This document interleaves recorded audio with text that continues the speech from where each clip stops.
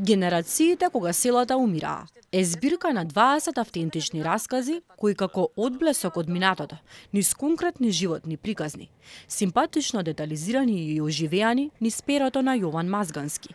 Ке не пуцатот на времето кое го живееле македонците во периодот на големата транзиција.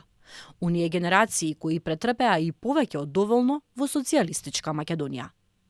Брзата индустриализација доведе до масовно напуштање на селата. Мазгански потекнува од Беровско Владимирово. Читајќи ја оваа книга, ќе сватите дека тој празните малешевски села ги доживува како општествени лузни кои не потсетуваат на едно време кога македонското село блескаше. Со векови македонскиот селанец не бил зависен од увоз, бидејќи самиот произведувал се што му било потребно за живот. Сите ресурси се наоѓале во природата, од брашно, масло, газје, сапун, млеко, леп, до покуќнина облека. Со целосното осамостојување на Македонија, настанува уште поголема зависност на државата од увоз, а со тоа и преголем ризик по физичкиот и технолошки опстанок на општеството. Расказите сместени во збирката Генерациите кога селата умираа имаа за цел да го осветлат периодот кога човекот бил сраснат со природата, кога произведувал органска храна и не зависел од ништо. Во продолжение, господин Мазгански, сакам да го кажам пред се моето лично чувство, додека ја читав оваа книга, добивам впечаток дека на некој начин сакате ова е всушност едно ваше бреме, една ваша носталгија од тој еден поминат период во малешевијата. Дали сум во право? Да, во потполност сте во право. Баш тој период кој што е неповторлив за несреќа или за среќа, не знам од кој аспект се гледа, така ќе биде. Во основа е ненаметливо, расказите се ненаметливо, што се случувало, како се случувало од нашите генерации, некакви случки извадени за да се види како се живеело. Дали ова е вашата оддишка за тоа време, бреме кое што ви недостасува од тој период, како ја чувствувате малешевијата од тоа време? Па на некој начин може, секојаш детството какво и да е носталгично заради тоа што тие не се враќаат прво, си растел, си осознавал.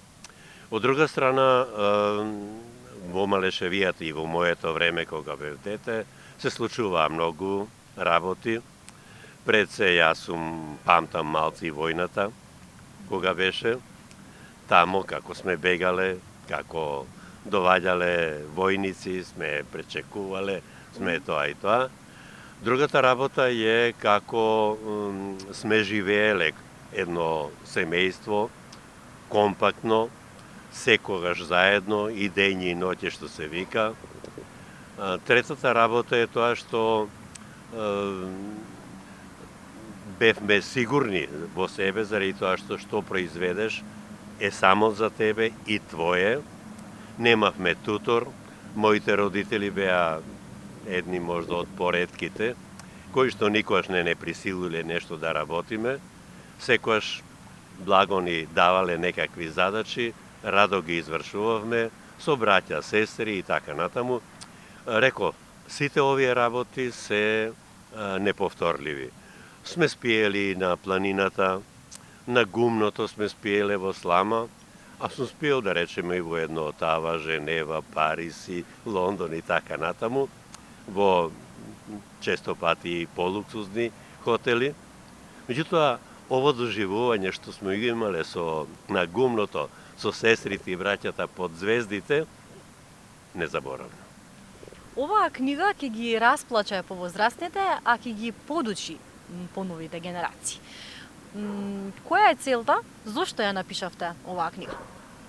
Прво, за младите да видат како се живеело и како нашата генерација, за жал, ги растури селата, а за среќа го подигна стандардот, општественото живење на значајно повисоко ниво. Тоа е основното.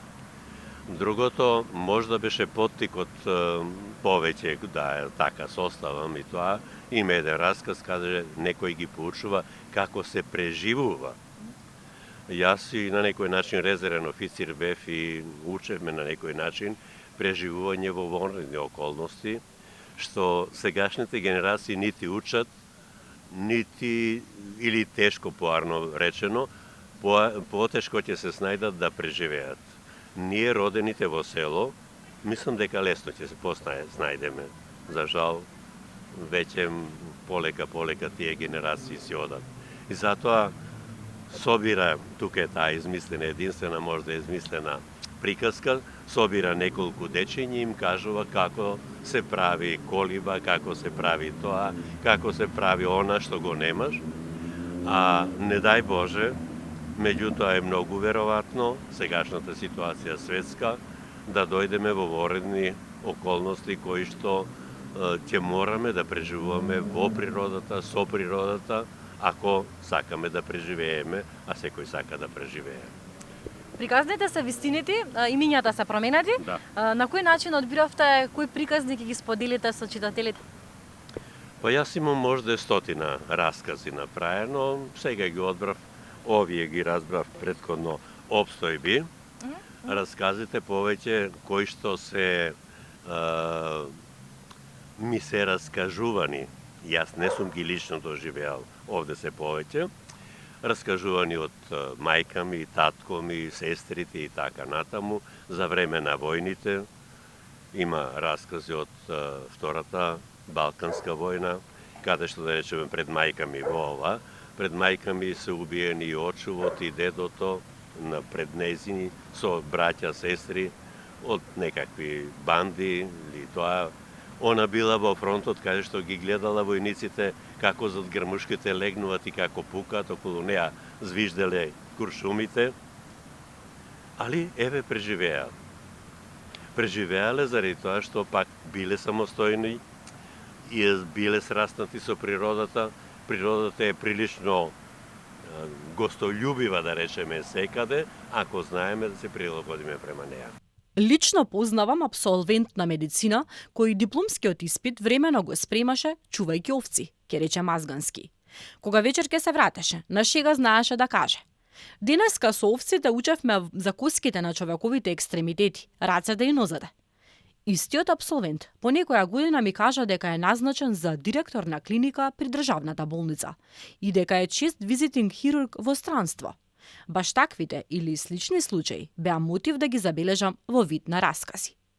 Дел од расказите се истурање на душата на авторот, неговите спомени од малешевијата.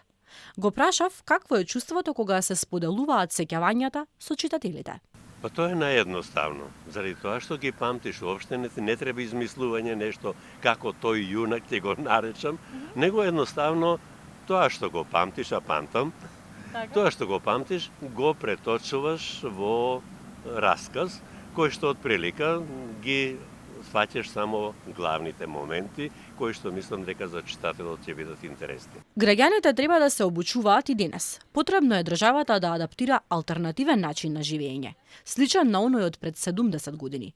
Преживување во природа и од природа. Како еден екологист, свесно го нагласува данокот на модерното време.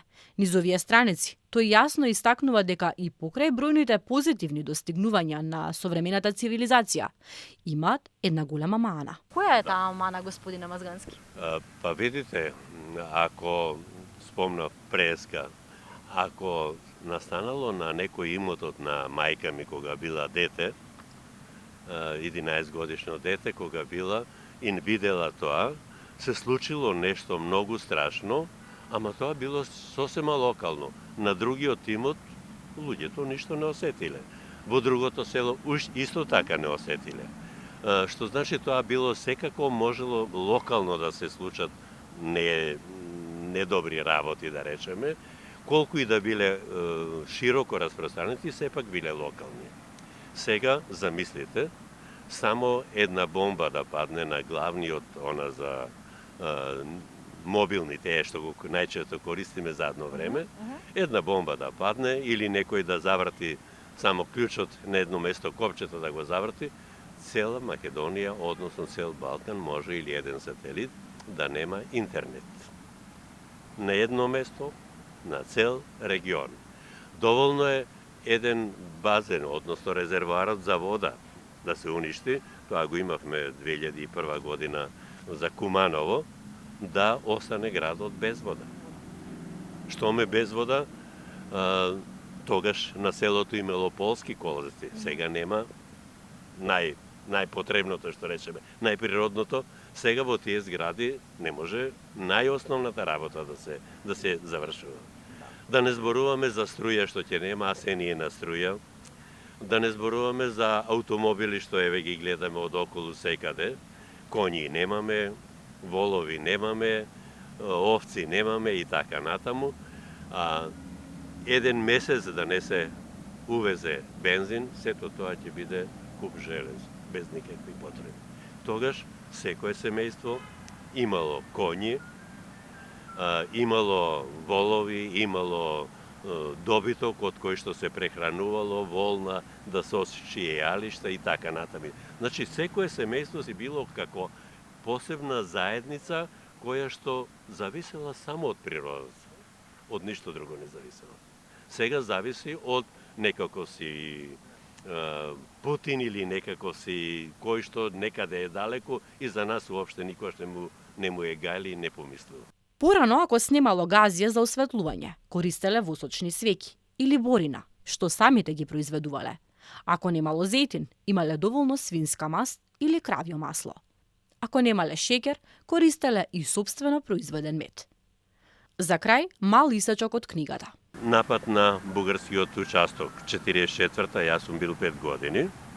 Јас го памтам како слушавме пукот, не знаеме што, вршевме на гумното и татко ми, мојот брат, не испратија тука до селото, бевме блиску, можда 500 метра, 600, одете вие тамо, ние мораме да завршиме вравот, кај што е да се случило, и почна да лета на целото авион.